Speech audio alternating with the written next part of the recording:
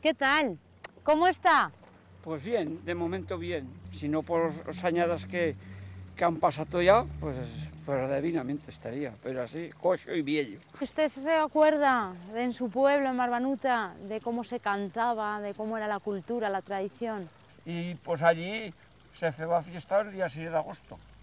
Se apalabraba dos o tres músicos y venían o día de antes y al otro día feban a misa y se comeba y después iba a rondar por la calle, por las casas.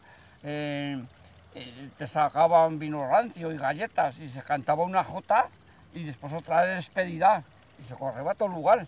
¿Se acuerda usted de alguna de las jotas que cantaban? Pues no, ha pasado tantos años añadas que ya no me acuerdo casi. Ahora han inventado yo una, si querés os la digo. Hombre, Si puya estar a Barbenuta, aunque te cheles no dichas que tiene frío.